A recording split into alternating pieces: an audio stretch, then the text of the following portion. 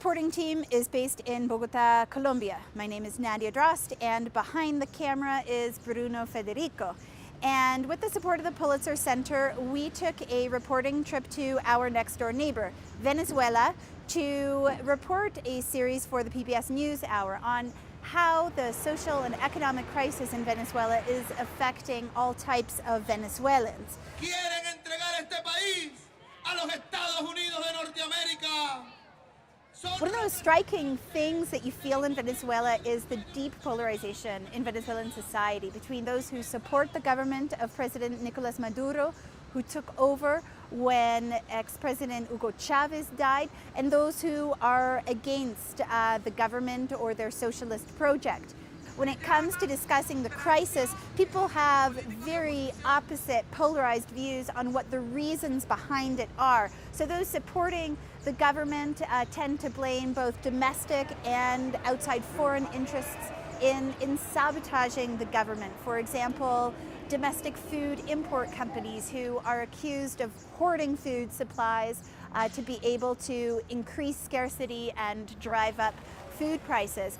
Those who are against the government blame it for the crisis that they are living, pointing to government mismanagement and massive corruption.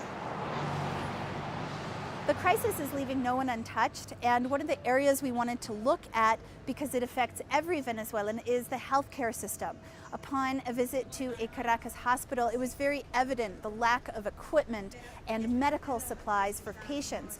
However, there was also an invisible consequence of this crisis, and that is that Venezuelan doctors are fleeing the country, and the hospital system is experiencing a brain drain, just like the rest of the professional class in Venezuela. Now, of course, this entire crisis is inextricably linked with the oil industry, and we wanted to take a closer look at its collapse. So we went to its traditional heart on Lake Maracaibo, where the first oil wells were discovered over 100 years ago, and where oil production has been declining for many years now. And when we were out on the lake, it became evident why. There were so many wells that had not only been abandoned, but functioning ones were suffering from a severe lack of maintenance. Pipes were corroding and leaking.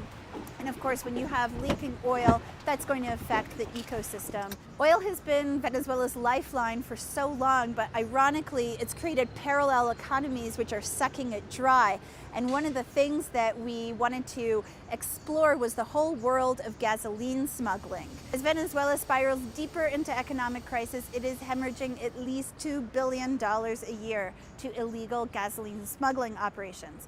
And we will take you on one of those operations. So please be sure to check out our reports on Venezuela on PBS NewsHour.